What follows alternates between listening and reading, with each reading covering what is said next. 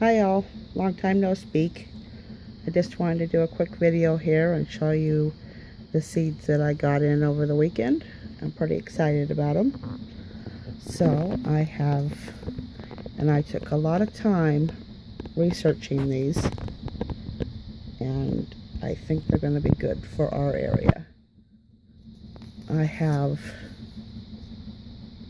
the lettuce tennis ball, and it's very loose leaf heads, and they're palm size, and I like that. I think that having individual servings for one person, maybe two, would be great, because not everybody wants to have salad.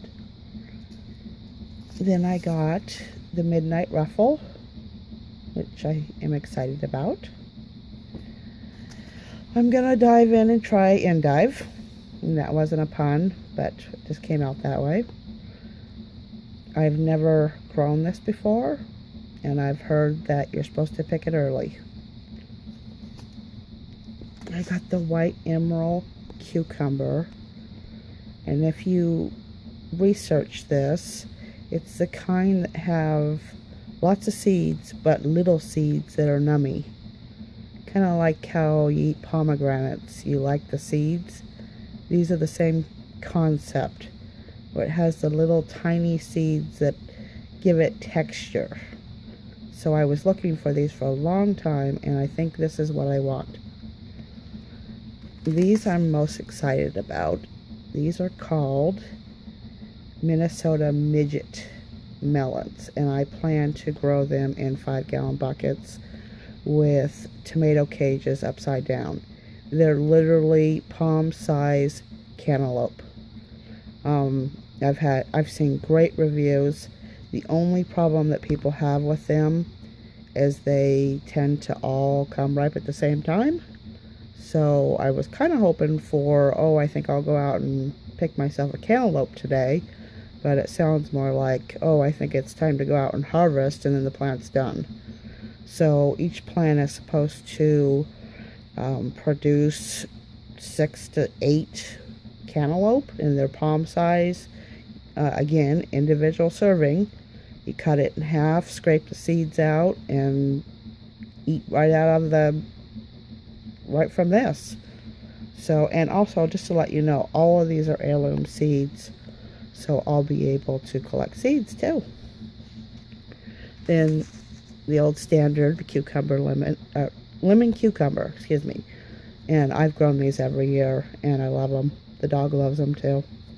So we put them in salads.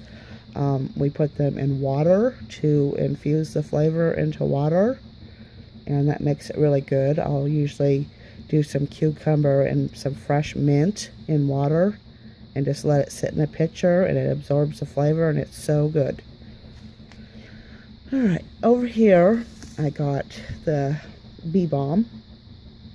I've never grown this either. I'm not much of a flower person, but if there's a use for them, I like them. I mean, I'll grow them this year, just because I'm starting to find value in flowers, just because they bring pollinators, but there's also uses for these. I don't generally buy flowers just to make my yard look pretty. I just kind of think that's a waste of space, but I'll keep trying different ones. I've never done this before. Celeriac. Okay, I think that's how to pronounce it. This isn't very common in the United States. I don't know why. It should be. I mean, it seems so much more useful than celery, but we'll see. I mean, I'm kind of starting these late. I started these today, and that's getting a little late, but if it doesn't work out, there's always next year. This is one of the free ones they sent me. Every time you spend $10, they send you a free one. So I got 2 packs of free seeds. And I don't know, I'm not a big cabbage fan, at least not big heads. I mean, I could buy cabbage so cheap at the farmer's market or even local stores, and it's just almost not worth it to me, but maybe I might try a few. We'll see. Let's see. These two did not come in the mail, but I bought them and I'm kind of excited about them anyways. The blue flax, which I just thought were pretty. I know I just said that I don't grow pretty flowers for just the sake of prettiness, but this one's a good one. And I saw the value last year of putting flowers next to my crops, particularly my cucumbers. I had flowers next to my cucumbers last year, and I had the most productive year for cucumbers ever. So I think I'll keep up with that. Wheatgrass. I'm on the fence about this because I've already started growing these. They're supposed to be really, really good for you. And they're supposed to have a very strong taste, very unique taste. They grow fast. I'm just not sure that I could do what's in the picture here, though. Maybe if I mixed it with something else, like pineapple or kiwi, but just a wheatgrass smoothie, I'm on the fence about that, but we'll see. Then I got my tomatoes. This one is the chocolate pear, and then the sun gold is next to it. And both of these I'm going to try to put in a hanging basket. I don't know if it'll work because they're technically not crawling type tomato plants, but I don't see why it wouldn't work, unless the stem is just too rigid and doesn't want to flop over without breaking. I suppose I could put them in the very bottom and just do an upside down plant, but I would really like the appearance of a hanging basket and having these two just flow over. But we'll see how it goes. I'm excited about these ones. I've heard these are really, really good, fresh out of the garden. I've had them from the store, but I mean, you know, when at the store you have like, I don't know, I mean, it's like a week of shipping and a week of packing, and you don't get them until 2 weeks later. Anyways, here's another free pack that I got because I spent $24 for all these things. So I got 2 free packs from the company that I bought from, which is Baker Creek Seeds, Heirloom Seeds.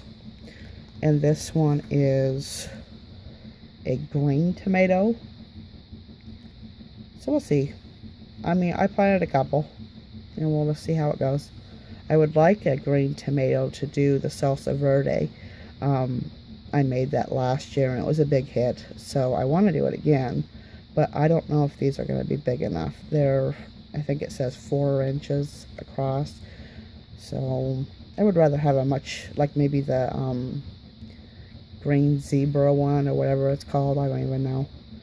So, we'll see. Then, these 3 I'm excited about because they're different. And I really like Asian food. I'm a big fan. They grow quickly. I mean, all these crops are 30, 40 days. They also grow in cool weather, which, you know, I live in the Pacific Northwest and it rains a lot here. The last couple summers, though, we have had maybe a month and a half to 2 months of really hot weather. But other than that, these would go well for the rest of the year. I mean, I could grow these even on my porch if I needed to through the year. So I thought they were good choices. I've been trying to figure out for years what restaurants, Chinese restaurants, put in their dishes. I've tried broccoli rabe, I've tried sprouting broccoli, just to get that broccoli effect that you find in restaurant quality dishes, and I finally figured it out. They're using Chinese kale, and you look for this word, Gillian, and that's what they use. It's not broccoli at all. I mean, some people call this Chinese broccoli, but I just kept going after the wrong thing, and I was trying to replicate these dishes, and I wasn't getting the same taste. And now I found it, and I hope it works out because I'm really excited about this. Again, I think it's 35 days. I mean, really fast. So we'll know soon enough. Pak Choi. This is the kind that's all green instead of having the white stems, which I've heard that these are sweeter. I don't know if that's true or not, but I really like Pak Choi, so I may as well try it. Then Tong. I don't know how to say that. There's probably some accent to it. It's just another Oriental green, but you can eat the flower too. I think this one's a little bit spicy, and I'm not a big fan of spicy, but I suppose if I mixed it with a lot of mild things, then it might be okay. I know people that would really like it too in my family, so I'm going to try to grow it anyways. So I planted 2 each of everything that you saw. I just planted those today, so there's nothing to see. In other news, after 16 days of being in 35-degree weather, that's Fahrenheit, my peas finally are emerging outside. So that's exciting. I guess I have about 2 weeks to get them in the ground. I start my peas in pots because, and I know you're not supposed to, but there's just so many pests around here. And the rain eats away at the little bases, and they just don't survive.